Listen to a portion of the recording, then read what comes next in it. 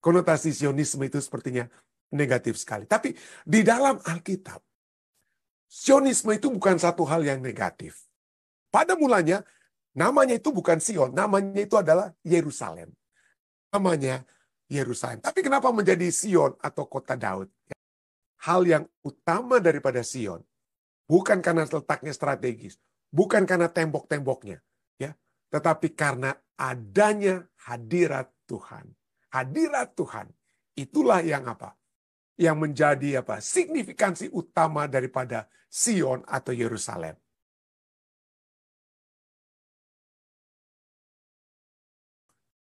Saya mengerti, apalagi kalau Anda yang terlibat dengan apa, seringkali di Amerika Serikat pada saat ini, belakangan ini, beberapa bulan, sejak bulan Oktober, ya, tanggal 7 Oktober, apa yang telah terjadi di Israel itu satu hal yang tidak dapat diterima tentu saja, ya. Lalu kemudian apa reaksi yang dilakukan oleh Israel juga banyak pihak katakan berlebihan, ya. Dari kedua belah pihak tentu saja ada hal yang menyebabkan banyak sekali umat-umat manusia yang apa ya, yang tidak atau memiliki pendapat sehubungan dengan peristiwa yang terjadi di Gaza atau di Israel pada saat ini, dan itu juga terjadi di Amerika Serikat tentu saja. Dan pada saat demonstrasi itulah kita lihat bagaimana mereka sangat menentang apa yang disebut dengan Sionisme, ya. Dari demonstrasi saya tidak akan lagi tunjukkan gambarnya di sini, ya.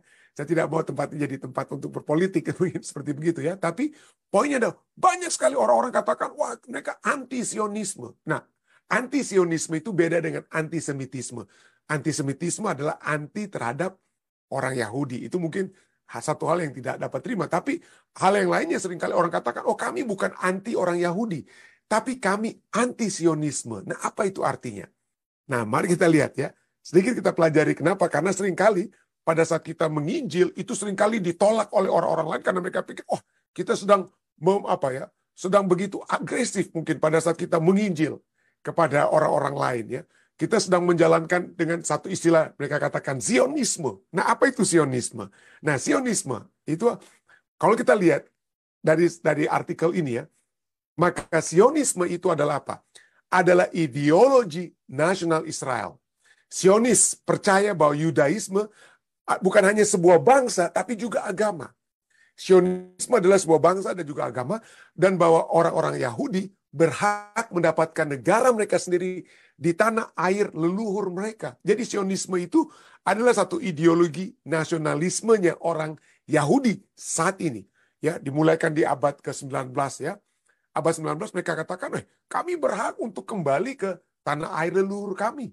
Ya, ingat pada sejak tahun 125, bukan 1200, tapi 125 AD, bangsa Israel atau bangsa Yahudi itu sudah dikeluarkan dari apa? Dari tanah mereka. Ya, dan kemudian terjadilah perang salib dan lain sebagainya. Jadi tanah mereka itu dikuasai banyak oleh orang-orang Arab, walaupun tetap ada orang-orang Yahudinya di Timur Tengah atau di tanah Israel pada saat ini. Tetapi nanti baru pada tahun 1945, kalau Anda tahu sejarahnya, ya, baru mereka kembali lagi. Kembalilah mereka itu dari apa? Dari berbagai tempat yang sudah tersebar, mereka sudah tersebar. Kembalilah mereka kembali ke Israel itu, ya. Jadi kenapa? Karena mereka percaya bahwa orang Yahudi itu, mereka percaya bahwa mereka berhak, seperti artikel ini katakan, mereka berhak mendapatkan negara mereka sendiri di tanah air leluhur mereka di Israel, sama seperti orang Perancis berhak mendapatkan tanah mereka di Perancis, atau orang Tiongkok berhak mendapatkan tanah mereka tempat yang ada di Tiongkok. Itulah ideologi mereka. Dan hal inilah yang pertama-tama membawa orang Yahudi kembali ke Israel di tahun 1945-an. Ya, khususnya pada saat negara Inggris yang sedang menjajah Timur Tengah, menjajah Israel itu keperintahkan, oke, mari kita kembalikan orang-orang Israel yang dari Eropa dan lain sebagainya, kembali mereka lah ke Israel. Tetapi pada saat mereka kembali ke Israel itu, tanah Israel pada saat itu sudah dikuasai lebih dahulu tentu saja secara administratif oleh orang Inggris, tetapi penduduknya kebanyakan itu adalah orang-orang Arab. Orang-orang dari Saudi Arabia, mereka orang Arab. Dan orang-orang Arab yang ada di Timur Tengah inilah, yang ada di Israel itulah, kemudian menamakan diri mereka Palestina. Ya, menamakan diri mereka Palestina. Itulah sebabnya pada saat orang-orang Yahudi yang Zionis ini kembali ke Israel, wah, itulah mereka tidak sukalah, dengan kata lain ya, menjadi memberikan keprihatinan dari orang-orang Arab dan Palestina terhadap negara Israel. Dan kemudian apa yang terjadi dengan istilah Sionisme ini? Artikel ini kemudian melanjutkan ya, orang-orang Arab dan Palestina sebenarnya satu itu ya, terus terang saja itu adalah satu orang. Orang-orang Arab dan Palestina pada umumnya menentang Sionisme. Kenapa? Karena karakter negara Israel itu adalah karakter Yahudi.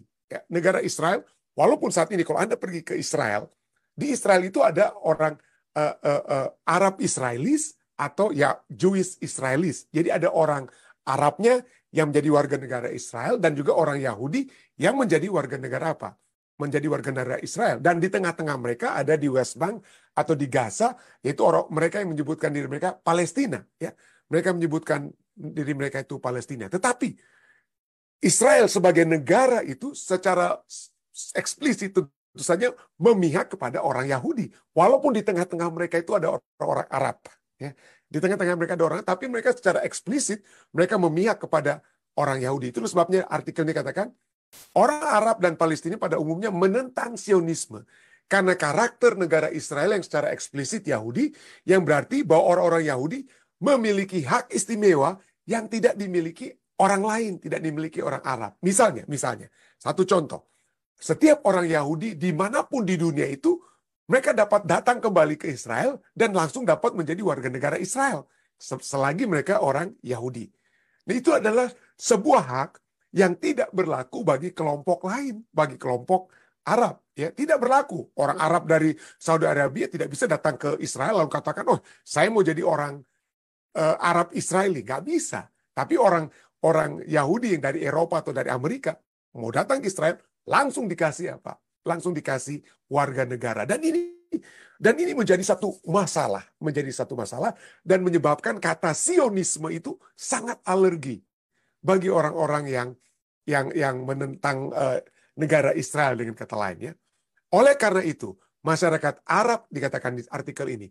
Oleh karena itu, masyarakat Arab sering melihat Sionisme sebagai bentuk kolonialisme dan rasisme yang bertujuan untuk merampas tanah Palestina dan secara sistematis mencabut hak warga Palestina yang masih tersisa. Artikel ini bukan ditulis oleh orang Arab, ditulis oleh orang Israel sendiri, ya, tapi untuk menjelaskan tentang kata Sionisme. Jadi Sionisme ini pada saat ini memiliki satu pengertian, itu ekspansi orang Yahudi untuk mengambil tanah orang Palestina dan lain sebagainya. Ya, atau ekspansi Yudaisme. Dan kata Sionisme inilah yang menyebabkan orang seringkali ya, mungkin kita bukan orang Israel atau orang Yahudi, tapi seringkali dikatakan, oh kalau kita mau menginjil orang lain, ya, menginjil ke Kristenan misalnya, itu seringkali orang lain, ada orang-orang di tempat kita dari Indonesia kata, wah ini tindakan seperti tindakan Sionisme. Tindakan Sionisme. Jadi konotasinya itu sepertinya negatif sekali. Konotasi Sionisme itu sepertinya negatif sekali. Tapi di dalam Alkitab, Sionisme itu bukan satu hal yang negatif, tentu saja. Ya, Sionisme itu bukan satu. Kata Sion dalam Alkitab itu, dalam kemunculan pertama kali muncul kata Sion itu dalam Alkitab itu ditulis dalam 2 Samuel 5 ayat 6-7. Ya, pada saat Raja Daud dengan orang-orangnya pergi ke Yerusalem, menyerang orang Yebus. Orang Yebus itulah yang mendiami kota Yerusalem, ya. Yerusalem itu didiami orang Yebus. Jadi diseranglah oleh Raja Daud, ya. Pada saat Daud datang untuk menyerang mereka itu berkata kepada Daud, ya, engkau tidak akan sanggup masuk kemari. Mereka sangat sombong. Kenapa? Karena posisi geografis Yerusalem itu tinggi. Dan kalau kita berada dalam dataran tinggi, itu gampang sekali menang. Kalau orang yang mau menyerang dari dataran tinggi, gampang sekali mereka dilempar batu lah, atau panah-panah itu lebih tajam jatuh ke bawah daripada panah dari bawah untuk ke atas, ya. Jadi mereka mengejek Daud. Mereka katakan apa? Engkau tidak sanggup masuk kemari. Orang-orang buta dan orang timpang akan mengenyahkan engkau. Sombong sekali orang Yebus. Sangat percaya diri, mereka tidak akan pernah dikalahkan oleh Daud. Tapi apa yang terjadi? Ya, walaupun mereka berkata Daud tidak sanggup masuk kemari, ayat 7 kemudian katakan apa? Tetapi Daud merebut kota pertahanan Sion, yaitu kota Daud. Pada mulanya namanya itu bukan Sion, namanya itu adalah Yerusalem.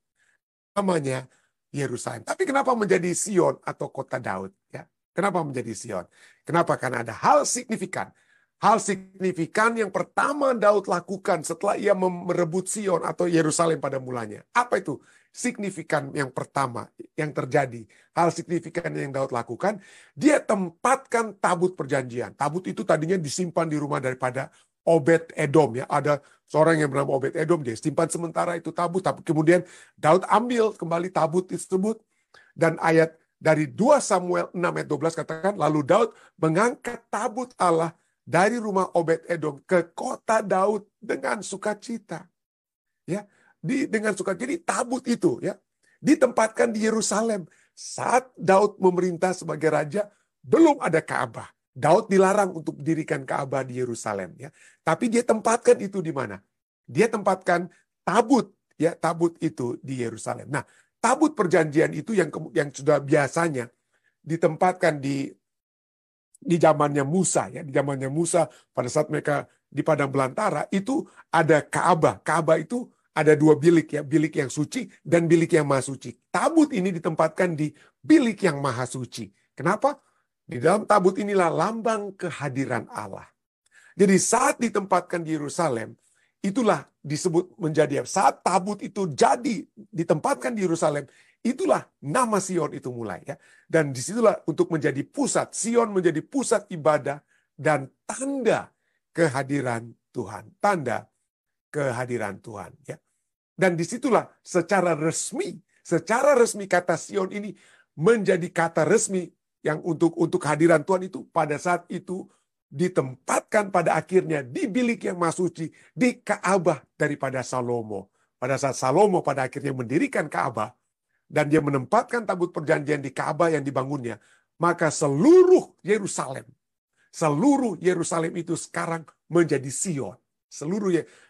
Jadi nama Yerusalem itu identik atau nama lain daripada Yerusalem adalah Sion. Jadi 2 Samuel 6 ayat 12 katakan, pada waktu itu Raja Salomo menyuruh para tua-tua Israel dan semua kepala suku, yakni para pemimpin puak orang Israel, berkumpul di hadapannya di Yerusalem untuk mengangkut tabut perjanjian dari kota Daud, yaitu Sion. Ya, kota Daud atau Yerusalem atau sekarang namanya menjadi Sion. Ya, jadi seringkali pelajaran yang dapat kita lihat di sini ya. Seringkali dalam 150 kali penggunaan kata Sion di perjanjian lama, Sion itu adalah sinonim atau nama lain dari kota Yerusalem. Kota yang melambangkan kehadiran Tuhan dan kota harapan besar bagi umat Tuhan. Ya. Kenapa? Kenapa kota ini menjadi kota yang besar? Kenapa? Apakah karena posisi geografisnya yang sangat signifikan, yang sangat strategis? Ya, kenapa kota ini menjadi kota yang diagungkan? Ya, kenapa? Karena namanya signifikansi daripada Sion tentu saja karena itu adalah mencakup seluruh kota Yerusalem. Ya. Mazmur 51 ayat 20 katakan, lakukanlah kebaikan kepada Sion menurut kerelaan hatimu. Ya. Doa kepada Tuhan. Bangunkanlah tembok-tembok Yerusalem. Apakah signifikansi Sion atau seluruh kota Yerusalem itu karena ada tembok-temboknya yang tinggi? Seperti yang dinyanyikan dalam Mazmur 51 ayat 20. Mari kita terus lihat.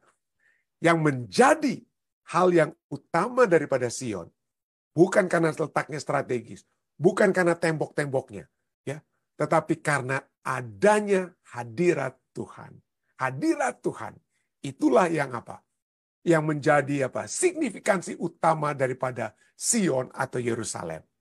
Hadirat Tuhan. Mazmur 9 ayat 12 katakan, bermazmurlah bagi Tuhan yang bersemayam di Sion. Beritakanlah perbuatannya di antara bangsa-bangsa. Kenapa? Apa yang terjadi kalau Tuhan itu hadir? Kalau Tuhan ada, gunung-gunung ya, pada saat orang-orang Waldensi di Eropa lari dari penganiayaan dan lain sebagainya, kemana mereka lari? Mereka bukan lari ke pantai, mereka lari ke gunung. Tempat perlindungan itu ada di gunung. Itulah sebabnya kata Sion itu sering digunakan juga dengan kata Gunung Sion, ya, Gunung Sion. Misalnya Mazmur 74 ayat 2. Ingatlah akan umatmu yang telah kau peroleh pada zaman purbakala, yang kau tebus menjadi bangsa milikmu sendiri. Untuk mengingat umat-umat Tuhan, dikatakan apa? Ingatlah akan Gunung Sion yang engkau diam. Ingatlah akan Gunung Sion. Jadi disinilah kita lihat bahwa signifikansi daripada Sion adalah sebagai tempat adanya Tuhan. Dan kalau ada Tuhan, walaupun tantangan ada dalam kehidupan ini, walaupun musuh tetap akan ada, pasti ada kelepasan, pasti ada keselamatan. Jadi Sion adalah dilambangkan dengan Gunung Kudus yang merupakan sumber keselamatan, sumber kelepasan. Tidak heran, Mazmur 35 katakan, dengan nyaring aku berseru pada Tuhan, dan ia menjawab aku dari gunungnya yang kudus. Gunung yang kudus itu tidak lain tidak bukan adalah Gunung Sion. Seperti yang nyatakan juga dalam Mazmur 23, kiranya dikirimkannya bantuan. Ingat, berseru minta bantuan, dan bantuan itu datang. Kiranya dikirimkannya bantuan kepadamu dari tempat kudus, dan disokongnya engkau dari Sion. Dari Sion. Jadi inilah signifikansi daripada Sion tersebut. Sion itu bukan ekspansi orang Yahudi. Sion itu bukan ekspansi orang Yahudi agar dapat tanahnya orang-orang Arab atau orang-orang Palestina. Sion itu bukan orang-orang Kristen yang mengabarkan Injil. Tapi Sion itu adalah satu sarana bagi Tuhan untuk menyelamatkan umat manusia. Sarana bagi Tuhan untuk memberikan kelepasan kepada umat manusia saat ini. Tapi sayang sekali, manusia seringkali seperti bangsa Israel. Sudah tahu-tahu ada sumber kelepasan. Sudah tahu-tahu ada sumber keselamatan. Mereka masih mencari hal-hal lainnya. Ya, gantinya mencari kelepasan dari Tuhan. Mungkin kita pada saat ini, kita mencari kelepasan dengan segala sesuatu yang dapat kita lakukan. Untuk menghindarkan kita dari mungkin masalah kita. Kita percaya kepada harta kita, percaya kepada kedudukan kita, percaya kepada gadget-gadget kita dan lain sebagainya untuk memberikan kelepasan daripada kegalauan kehidupan dan lain sebagainya. Dan itu yang terjadi juga kepada bangsa Israel. Walaupun mereka sudah melihat simbol kehadiran Tuhan, ya, tapi mereka tidak terima. Dan inilah manusia, ya, manusia semua. Seperti saya sering katakan, pada saat bangsa Israel memberontak pada Tuhan di padang gurun, ada hadirat Tuhan. Sebelum adanya tabut perjanjian, sebelum adanya Ka'bah didirikan oleh Musa, ada tiang awan, tiang api. Tapi tetap saja mereka memberontak. Ada diberikan mana, minta saja mereka daging dari Mesir. Dan inilah umat manusia saat ini yang selalu apa? Menolak, ya. Dan Sion, tempat kudus Tuhan itu dapat menjadi tempat yang tidak kudus saat umat Tuhan menolak Allah. Jadi tempat itu bukan masalah, ya. Tempatnya itu bukan menjadi satu masalah. Tentu saja Tuhan dapat hadir di tabut perjanjian, tapi ada kalanya tabut perjanjian itu dibawa untuk berperang, seperti dilakukan oleh Hofni dan Pinehas, anak-anak Imam Eli. Apa yang terjadi? Walaupun itu adalah lambang hadirat Tuhan, tapi kalau umat Tuhan, ya, tidak memperlakukan dengan baik atau memperlakukan tabut itu dengan senonoh, maka itu tabut itu menjadi tidak berarti. Sion pun yang merupakan simbol hadirat Tuhan akan menjadi tidak berarti kalau umat-umat yang ada di Sion menolak Tuhan. Gereja dapat menjadi satu tempat di mana kita dapat dihubungkan dengan Tuhan. Dapat menjadi satu tempat di mana kita dikuatkan satu dengan yang lain. Tapi gereja sendiri kalau kita tidak betul-betul beribadah kepada Tuhan di dalamnya, seberapa hebat gereja kita, walaupun sudah pay off, walaupun megah dan lain sebagainya, tidak berarti. Kalau tidak ada kekuatan kerohanian, kepercayaan kepada Tuhan yang erat terdapat di dalam gereja. Jadi Sion, tempat yang kudus, Gunung Kudus, dapat menjadi tempat yang tidak kudus saat umat-umat Tuhan menolak Allah. Itulah sebabnya dalam kitab ratapan, dia meratap, Yeremia, penulis kitab ratapan meratapi karena kota kudus Tuhan, Gunung Kudus itu menjadi tempat tertawaan, menjadi tempat cercaan orang-orang lain. Dikatakan apa? Sekalipun orang yang lewat bertepuk tangan karena engkau, mereka bersuit-suit dan menggelengkan kepalanya, mengejek dengan telanya, menggelengkan kepalanya mengenai putri Yerusalem. Inikah kota? Mereka mengejek, apa yang mereka katakan? Inikah kota yang disebut orang kota yang paling indah, kesukaan dunia semesta? Kok jadinya begini? Kok jadinya begini?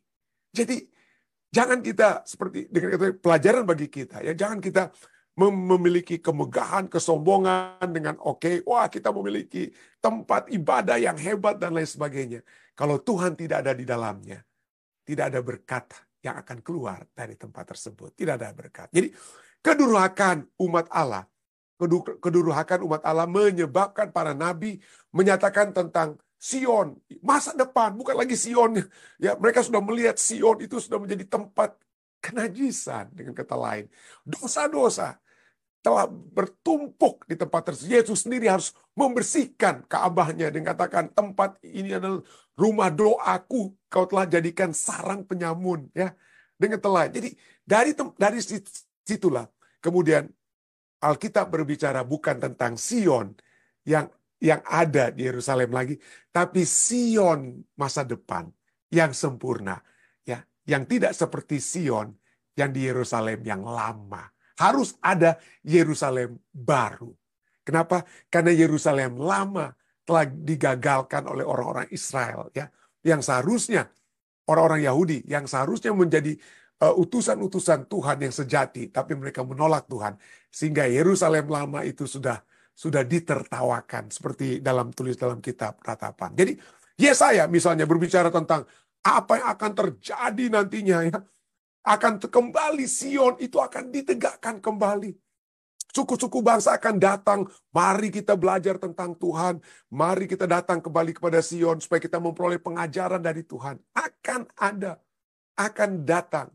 Ya, akan datang, dinubuatkan Sion itu akan apa? Sion kembali akan keluar pengajaran dari Sion, ya, keluar pengajaran dari firman Tuhan yang akan keluar dari Yerusalem. Itu dinubuatkan dalam Yesaya 2 ayat 2 dan 3. Yesaya 24 ayat 23 kan juga katakan, Tuhan semesta alam akan memerintah di Gunung Sion dan di Yerusalem, dan ia akan menunjukkan kemuliaannya di depan tua-tua umatnya. Dan di dalam Mika, semuanya akan-akan, ya, kitab-kitab Mika.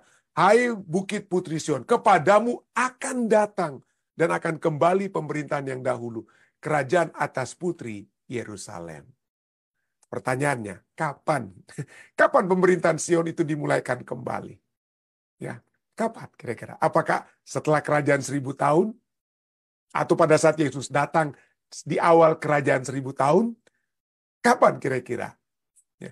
Sion, pemerintahan Sion sudah dimulaikan, ya, pada saat Yesus mati di kayu salib.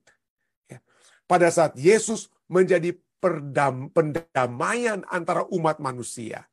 Ya. Pada saat Yesus telah mati dan kemudian Injil itu diberitakan kepada seluruh umat manusia. Seperti pelajaran kita malam ini. Sion sudah menjadi rumah segala bangsa. Dimulaikan pada saat Yesus mati. Ya, Yohanes 3 ayat 16 sudah katakan, karena begitu besar kasih Allah, sehingga kepada semua orang yang percaya pada anak Yesus Kristus, ya, tidak akan binasa, melainkan beroleh kehidupan yang apa? Kekal. Jadi semua nubuatan tentang Sion yang akan datang kembali pemerintahan yang dahulu, itu sudah dimulaikan dan akan disempurnakan setelah Yesus datang di kali yang kedua, dan akan betul-betul menjadi satu pusat Sion yang tidak ada taranya pada saat Yerusalem baru itu turun dari surga. Tapi Sion itu sudah dimulaikan pada saat Yesus mati dan kemudian bangkit. Ya, pada saat Yesus menyelesaikan tugas pendamaiannya. Tidak heran Ibrani 12 ayat 22. Ya, katakan apa? Ibrani 12 ayat 22 katakan kepada umat-umat Kristen, umat-umat yang sudah menerima Yesus Kristus. Ini pengikut-pengikut Kristus. Dikatakan apa? Tetapi kamu sudah datang ke Bukit Sion. Artinya, Bukit Sion itu sudah kembali, yang tadinya sudah dirusakkan oleh sebab penolakan orang-orang Israel. Tapi pada saat Yesus mati dan Injil kemudian diberitakan, sekarang kepada mereka, dalam Ibrani 12 ayat 22, pengikut Kristus dikatakan apa? Tetapi kamu sudah datang ke Bukit Sion. Bukan akan datang nanti pada saat Yesus datang di kali kedua, maka Sion itu turun, atau di akhir 1000 tahun saat Yerusalem baru turun dari surga ke bumi ini. Tapi tidak. Dikatakan, kamu sudah datang ke Bukit Sion, ke kota Allah yang hidup, Yerusalem sorgawi, dan kepada beribu-ribu malaikat, suatu kumpulan yang meriah. Oke?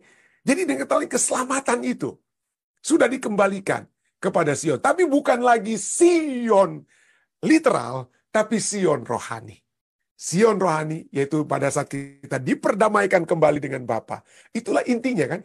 Inti Sion tua, Sion Yerusalem lama itu adalah manusia datang ke Yerusalem untuk dapat bertemu, untuk dapat dipertemukan dengan Allah atau diperdamaikan dengan Allah saat mereka membawa korban, ya, dosa-dosa mereka dihapuskan, diperdamaikan kembali dengan Allah. Dan sekarang hal yang sama tentunya, Sion rohani itu sudah dimulaikan pada saat Yesus mati di kayu salib, Yesus bangkit, memperdamaikan kita dengan Allah. Memperdamaikan kita dengan Allah, dan itu sebabnya sudah datang, sudah ada kembali Sion tersebut. Ya, jadi Sion rohani, kehadiran Allah telah kembali menjadi bagian pengikut Kristus yang sejati, yang telah dilahirkan kembali. Ya, yang telah dilahirkan kembali. Jadi disinilah jaminan keselamatan itu, ya.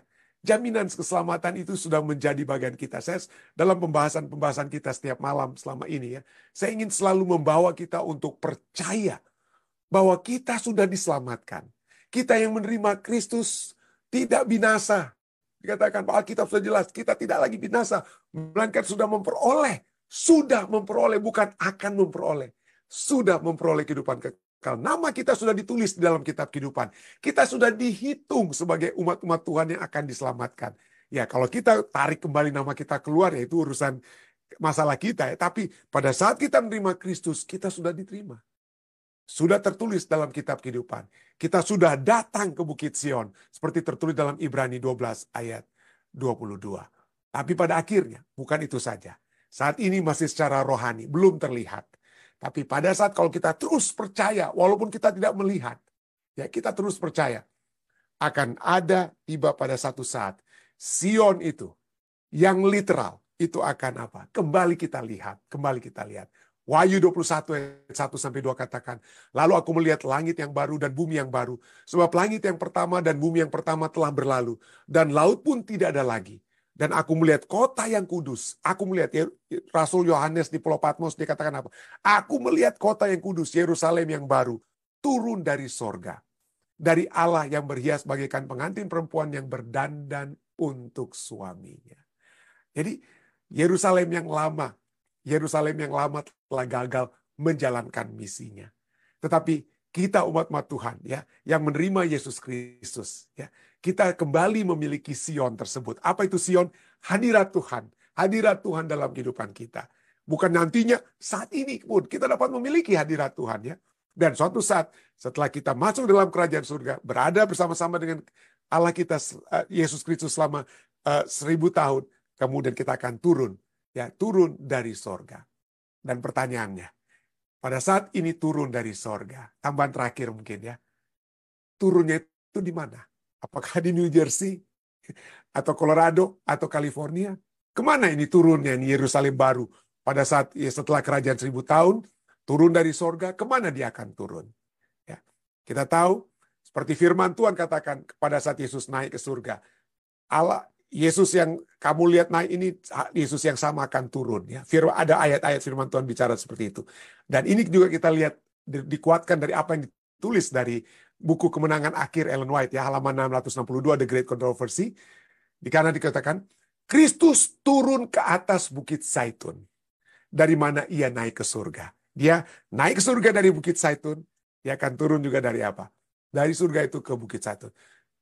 Kristus turun ke atas Bukit Zaitun, dari mana ia naik ke surga setelah kebangkitannya, dan di mana malaikat-malaikat mengulangi janji mengenai kedatangannya kembali. Nabi berkata, lalu Tuhan Allahku akan datang dan semua orang kudus bersama-sama dengan dia. Yerusalem baru itu turun, ya. Kemana? Ke Bukit Zaitun. Apa yang akan terjadi? Mari kita terus baca statement ini. Pada waktu itu kakinya akan berjejak di Bukit Zaitun yang terletak di depan Yerusalem di sebelah timur. Kalau Anda lihat di Yerusalem sebelah timur ada Bukit Zaitun, ya. Bukit Zaitun. Dan disitulah Yesus naik ke surga. Dan disitulah Yerusalem juga baru akan turun, ya.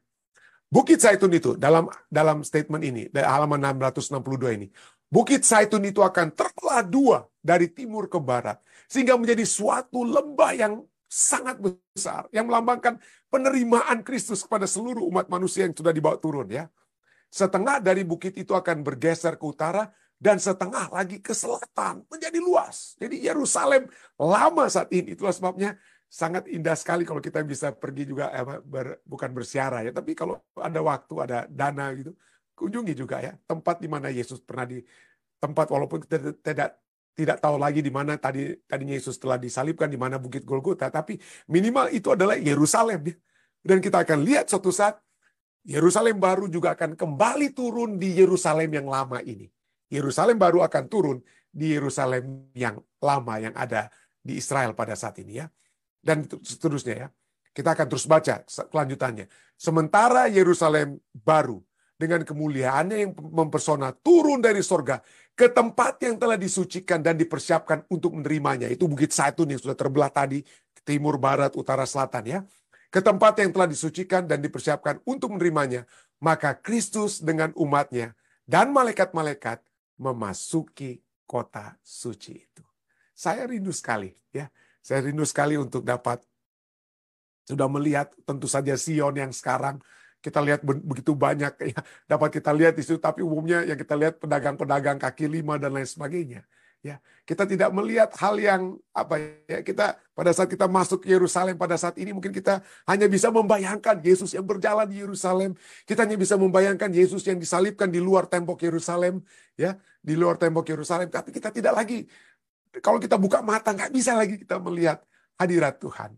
Saya rindu untuk berada di Yerusalem baru tanpa harus membayangkan, tapi saya bisa melihat muka dengan muka dengan Yesus yang telah mati untuk saya. Dan itulah kerinduan saya. Dan kiranya itu juga menjadi kerinduan kita semua ya. Berada bersama-sama dengan Dia dalam Yerusalem baru, di Yerusalem yang baru untuk bersama-sama dengan Dia selama-lamanya. Kiranya kerinduan saya ini juga merupakan kerinduan kita semua ya. Selamat bertemu kembali, selamat tahun baru bagi saudara dan saudari sekalian yang kembali pada saat ini di tahun 2024 kembali dapat bersama-sama ya, di acara ibadah kita.